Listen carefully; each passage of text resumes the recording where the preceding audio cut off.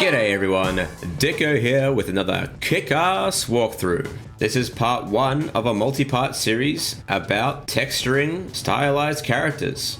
And with a bit of patience, luck, and persistence, you'll end up with something like this. A fully realized, textured up character that has a shitload of personality and, well, character to it. And of course, due to popular demand, it's going to be done in Blender. And yes, while Blender can be a very powerful texturing tool, it's also a far more complicated affair compared to something like Substance Painter or Mixer or, well, any other dedicated texturing software out there, basically. So strap in, good luck, and try to have fun. Alright, let's jump right into Blender. And the first thing I want you to do is do a little bit of housekeeping and make sure you've labeled all of your mesh objects and now organize them into collections that are appropriate for those groups of objects. Makes life so much easier. So yeah, lesson 1, organize your shit, people. So after you've done that, we're ready to start UV unwrapping. So before we start texturing directly onto this mesh, we need to actually get this thing ready for texturing. And one of the most important things you have to do when you are beginning to texture a character is to UV unwrap it. Okay, for those who don't know what UV unwrapping actually is, it's basically a unfolding of your 3D mesh onto a 2D image, which can then be reprojected back onto the mesh. And this texture is reprojected by the use of materials. And if you really need more information about how this works, I suggest you look up some rudimentary tutorials on the matter because we don't have time for that. Because what we're going to do is jump straight into creating the seams to unfold the mesh to create our UVs. And no, this is not a literal unfolding. It's not going to change anything in the 3D viewport, but it will create the unfold in the UV editor. So creating the seams is actually super simple. All you got to do is be in edit mode and then select the loops you want to mark as a seam. So with edge selection turned on, you right click and select mark seam. You click that button and then the seams turn red. Now the actual process is quite simple, but the puzzle solving part of it can be quite difficult for those who are just starting out. But the basic premise is this. If you're unfolding a human character, you mark the seams in a way that sort of matches real world clothing. There are some exceptions, of course, but for the general gist of it, you follow those sort of parameters and you'll get a pretty good solid unwrap. And you can see here I've chosen the sort of inseam of the leg down the center line of the inside of the leg as one of my seams because it's a nice place to hide the seams. Because when you start texturing, you generally have to try and hide the fact that there's a seam there. So choosing areas where there's a little bit of subtlety or less likely to be up close is a good place to mark a seam. And my general rule of thumb for unwrapping a human character is basically separate the arms and legs, separate the hands, this torso and the head as sort of separate objects. They can either be connected or unconnected within that group, but generally speaking, I like to keep it in that sort of pattern. So for the back and front of the torso, I generally separate them because it's easier to texture. So I'll put a seam down the center line of the body along the side, not along the front or in the center of the back or the center of the front, because that's an area where you are most likely to be seeing the character. So having it on the side minimizes you as a viewer seeing that seam occur in a final render. And as I talk through this, I'll also bring up a few things about texturing in general. So I'll be doing a few things that are very specific to my model. So you have to think about how you are going to approach the unwrapping puzzle with your own model. So I can't give you the be-all and end-all solution for this. It's up to you to experiment and test it out. But I can give you some general tips. So for instance, with this hand here, what I'm doing is that I want to isolate the hand, but I don't want to really separate the top and the bottom of the hand because it's just easier to organize on a UV map. So I'm cutting a seam around the center line of the fingers all the way around until I get to the thumb. And when I get to the thumb, I will actually keep it connected. And there's always room for improvement with your model, so I have to clean up a few things there before I continued, but here we go again. I'm just selecting the center line around the middle of the fingers so I can sort of splice it in half and unfurl it on the top and bottom, but also while keeping the hand as a single piece. And you can have a choice here. You can either have it kept joined at the pinky or at the thumb, but personally I like the thumb as being the point of connection in the unfurl because you're more likely to see the thumb in a camera over the pinky, I find. I'm not sure why, you just do. It's probably because, generally speaking, the pinky sits further away from the camera when a character's looking at you or whatever, or doing a hand movement. So I like to keep it so the connection happens at the thumb.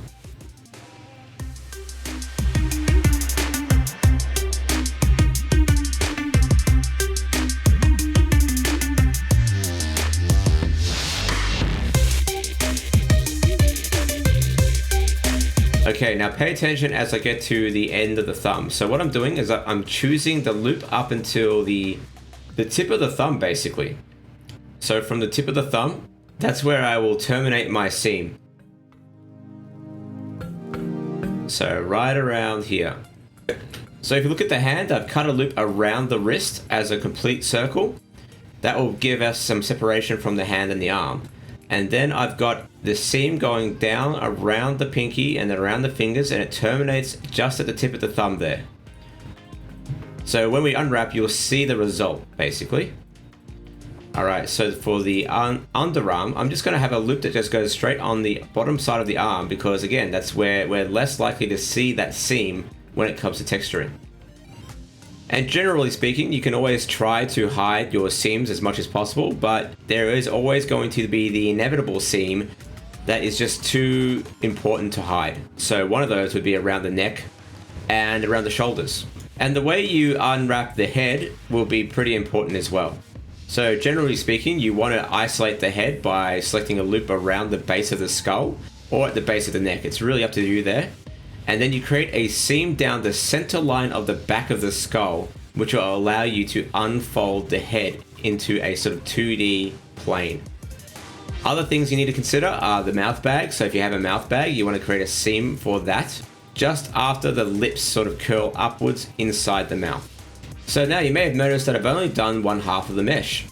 So in Blender, doing the other half is super simple. If you have a symmetrical character, that is. So all you do is go to select by type and select seam. Then press mirror selection and then again right click and select mark seam. And straight away we have a perfectly mirrored seam setup for our unwrap. So now we're basically ready to unwrap. So with everything selected, press U and then press unwrap. Now everything looks good so far except for a few little niggles. The head isn't unwrapped properly, so we've got to fix that. And the torso, we haven't quite done enough seams there yet as well. So this is where the puzzle solving part of the unwrap comes to light. So in my case, I'm thinking about separating the ears for one, and I'm going to fix up that head as well. And you'd be surprised what weird things will help to improve the unwrap.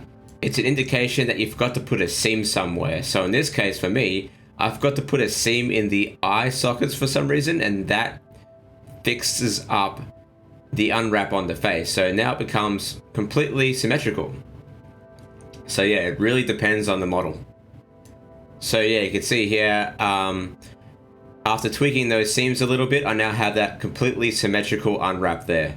And this is the brilliant thing about Blender's UV Unwrapper. Its auto unwrapping tools are really good. The other part we need to fix up is the torso, but that's a lot easier because we simply forgot to add some seams over the shoulder. By adding these seams here, it will allow us to separate the front and back of the torso really easily. And the resulting unwrap here is actually quite good. However, I would like to separate the front and back completely so they sort of sit in the same direction. So adding a seam at the bottom of the crotch there allows me to separate them into two pieces with the front and back as two separate islands. So what I'm going to do now is basically just inspect the islands and see what I need to do with them. So in this case, I would like to inspect the head and just see how I can sort of optimize the amount of space used on that UV tile, because that UV tile actually represents the texture that will be eventually projected onto that UV map.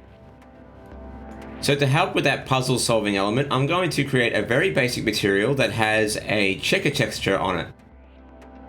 And that is really simple to do. Just go into your materials node editor and add a checker texture to your material. And as you can see, the checker texture doesn't quite work. So using the node wrangler add-on, press Ctrl T and then switch the mapping input to UV. and you can see the checker texture starts to work properly, and you just have to scale up or down that checker texture to your liking to see how that distribution is working with your UV maps. So notice how the grid structure is actually a lot larger on the face than it is on the body.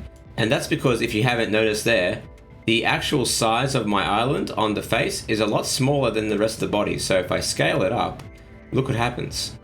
That grid structure gets smaller and smaller, and we get more and more pixels to play with when it comes to texturing. So it's up to you where you want to put that balance and where you want to prioritize your pixel economy, so to speak, for your mesh. So I've decided that because of that, I need to separate the back of the head with the front of the head and give the back of the head their own islands, so it's easier to, distribute the UV islands to get the most out of my textures.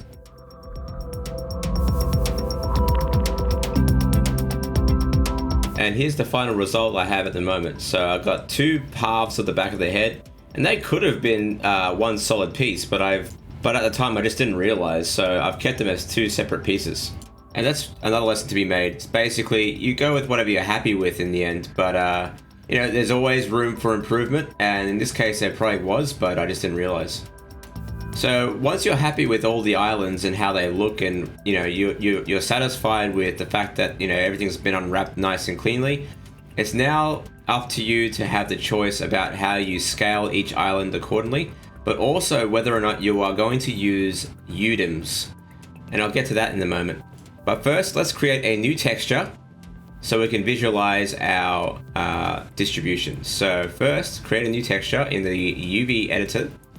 Make sure you have an appropriate pixel size. So in my case, I'm going to go with 2048 by 2048, and that's a good medium-sized texture to work with. And in order to enable the UDIM style approach for our UVs here, I'm going to make sure that I have tiled turned on. And in your case, if you don't plan on using UDIMs, you don't need to have this. But in my case, I am going to use UDIMs. And UDIMs are basically just multiple UV tiles, which are then turned into image textures, which I can use to distribute my UV islands over a greater range of pixels, thus giving me the opportunity to add even more detail to my character textures here. So yeah, only if you need the detail, turn on tiled. And then once we press OK, we'll get a single tile. We're not going to get any sort of multiple tiles yet. So we need to enable the multiple tiles by going to our image settings and then adding how many tiles we want. So in my case, I want to add 3 more tiles so I can redistribute my UVs across those tiles. So go ahead and save that image now, and take note, by the way, when you save the image, it actually saves not just one image, but it saves as many images as needed according to the amount of tiles you have assigned to your UDIMs. So based on the numbering 1001, 02, 03, it will create an accompanying image file for that tile. And I've made a whole video about UDIMs before, but in this case, with texturing, it's really important to understand what they are for and where they are useful. 1, they are not useful if you plan on doing game characters or low poly characters or anything like that. They are useful if you plan on doing characters for film, characters that have a lot of detail. So if you can get away with just having one tile for your entire character, just go with that one tile. But if you're going to be ambitious and want to have higher resolution textures, then you want to go with the UDIM method here. 2, you need to consider your own computer's power here. So if you're running on a slower system, or you are doing something for the first time and you need to just take the time to learn, then go with a lower texture resolution and try to get away with not using UDIMs. So yeah, basically try and texture your entire character with one UV tile. And I'm gonna say it right here, you can get away with amazing textures with one single tile. You don't need to worry about having multiple tiles. I'm just being greedy. I'm being greedy because I know I can get away with it, and I know what I need to construct. Whereas if you're just doing this for the first time, maybe the UDIM approach is not for you. Okay? try and keep it simple if you're just learning for the first time, please. If you have a computer that is shit, go with a single UV tile and keep the resolution under 4K. You don't need 4K textures for everything, trust me. Unless you're a sadist, of course, and like getting off on your own pain. Okay, enough of that rant. Now that you've made that decision, it's now time to organize your UV islands to suit your needs. And again, this is completely up to you how you prioritize where you put detail. And personally, I like to have as much detail as I can get in the face. And this is kind of why I'm going with the UNWRAP tiles to begin with. So the face alone is getting one whole UNWRAP tile in my case, because I want to get as much detail as I can. Putting the ears there in the middle. And I'm still trying to optimize the use of each tile by filling it with any associated UV island for the face. I'm not giving every little island its own UV tile. I don't need that much detail. But also notice how I'm organizing each UNWRAP tile with matching body parts. So all the torso bits go on one tile, all the limbs go on their own tile, and then you have the hands and stuff like that, which get their own tile because, again, I want to have some detail in those hands as well. Also notice how I'm trying to sort of line up the limbs in the same direction of one another. So this becomes really important when you start using texture patterns and stuff, because it allows you to determine the direction of the pattern in the texture without having to compensate for each arm or leg. So that way, if you have like a stripy texture going down the leg, you can have it going down the leg on both limbs without worrying about having to realign the texture. So I decided to add the hair to this UV tile as well. And you don't need to have the hair as the same object as the body to be on the same UV tile. You just got to make sure that the UVs don't overlap with what's already there, especially if you intend on having the hair as part of the same material as the body. Now you might be wondering, how the hell am I, straightening out those UVs there on those hair objects? Well, I'm actually using a plugin here. It's called UV Squares, and it's definitely worth getting if you want to straighten out those UVs in a pinch without really having to think about it. It costs about 15 bucks, but it really saves your ass sometimes. So yeah, I'm just going through the process again as I did with the body with the hair, just sort of getting the islands up to scratch and making sure the scale is kind of okay. And then I'm just placing it, in a position that is not overlapping with the body and making sure it's pretty optimized. And then of course there's other little bits here and there. So, this beard object, I'm actually going to rebuild this thing because I don't need it to be so dense. And this is another thing about production and just 3D modeling in general. There's always room for improvement. So even I have to fix things up from time to time and rebuild things, even in this stage of the game here. And once I've done that, I'll just unwrap that and place it in a place on the UV tile where it's appropriate. Alright, so we're almost done here. Just a few little things to clean up. And I'm going to do one last thing before we finish, and that's got to do with the face here. So what I like to do here is just sort of get the mouth to have a bit more pixels to play with. So what I'm going to do is, using soft select inside the UV edit mode, I'm going to play with the scale of certain parts of the UV map. And notice how with me changing it as I am now, it's sort of redistributing those pixels or that grid around the mouth and looking a little bit less distorted. And again, this is completely up to me and my model. So if yours looks okay, you don't really have to do this. And if you feel like you want to smooth out that distribution a little bit more, you can always use the sculpting tools inside of the UV editor to smooth things out as well. So you can actually relax or push and pull some things around as well. So I turned on lock borders so it doesn't affect the edges of the UV map. So I'm just using a very soft brush to sort of smooth out that area there. And that's it. Alright, so by the end of your process here, what you should have is either something like this, where everything is packed into one UV tile, like so, and you've sort of distributed everything accordingly. Or you'll have something closer to this with multiple UV maps, in this case UNWRAP tiles, where you have different parts of the body assigned to a specific tile. And that is completely up to you how you approach it. At least you have the option. Alright, with that in mind, now let's compare that with another model of mine and see how the UVs differ. So here's Eevee here. And you can see that the layout is a little bit different. I have less tiles. And the way that I've split up the head from the body and even the body itself is different. And it all really depends on how I intend on texturing this character. So there is no real right or wrong way when it comes to this sort of things, but there is optimized and more efficient ways than others. So it really depends on the model and how you lay things out. So for instance, I haven't got a separate area for the hands and feet here. They're all part of the legs and arms as a single UDIM tile. With the body, it's just the torso and the back and front of the body. And then of course the face has its own separate layout. But even the face, the way that I've done the layout here is a lot different. The ears aren't separated, and the head, the back of the head isn't separated, that sort of thing. So it really depends on how you plan on texturing your model and what you think is important. So yeah, all that takes is a little bit of practice, a bit of experimentation, play with you know, having a tile texture there as a reference point, and yeah, just experiment and have fun. And for a lot of people, UV unwrapping is a pain in the ass, but luckily Blender's UV unwrapping system isn't too bad. It's actually a lot better than a lot of its, I guess you can call it, competitors. But yeah, that will be it for today.